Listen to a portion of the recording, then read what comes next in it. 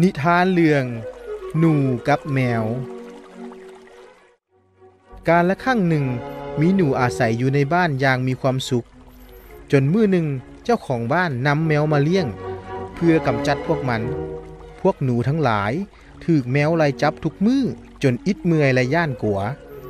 มื้อหนึ่งพวกหนูได้ประชุมกันแต่ละโตต่างก็บ่มีความคิดเห็นที่จะซอยพวกตนให้พ้นภัยจากแมวได้เลย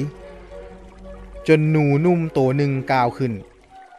พวกเจ้าต้องเห็นดีกับข่อยมีวิธีเฮาต้องนำเอากระดิ่ง